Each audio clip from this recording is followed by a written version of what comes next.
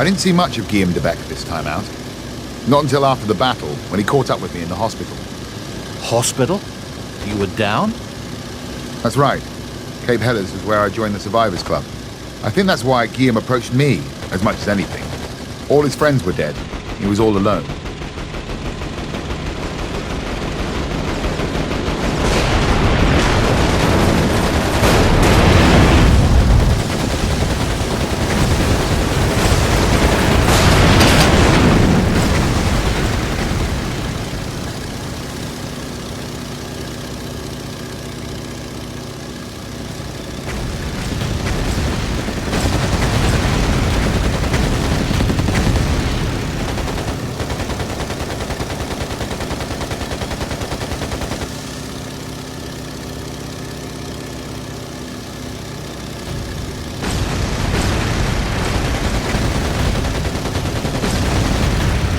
They just kept coming that day.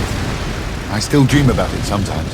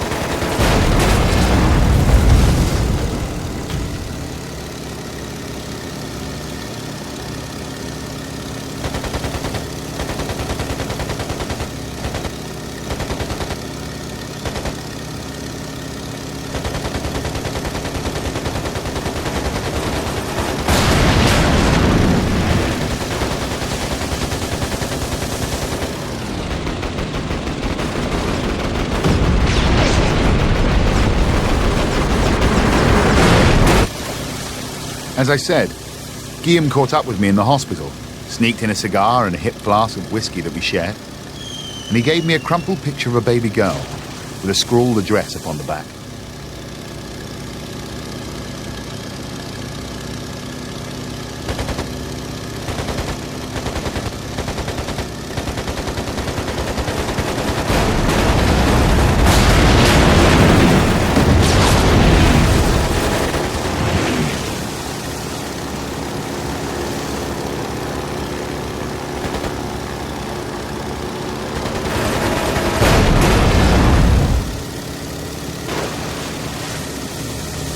We had no idea how the ground forces were doing, of course. All we could see was smoke and fire. If we'd lost a fifth of the Anzacs, well, how are we to know?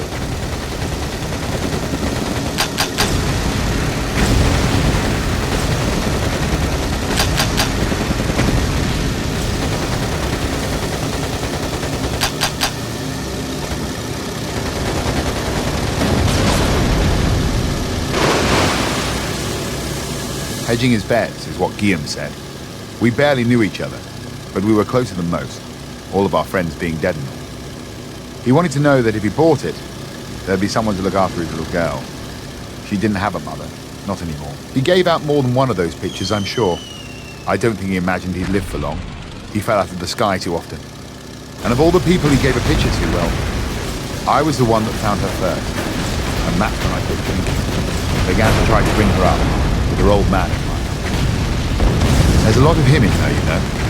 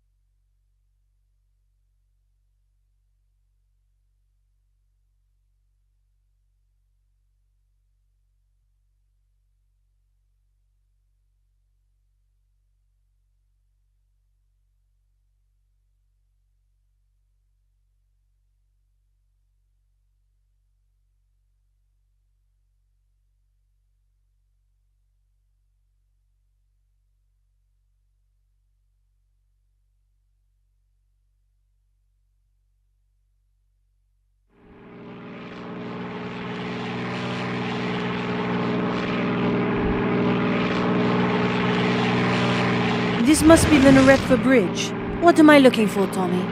Chetnik resistance on the ground. This should be a hotspot. It is indeed. I've got bogies. Do you think the locals would be grateful if I protected their bridge? Seems likely. Watch yourself. You're up there alone. I'll try to be careful, Thomas.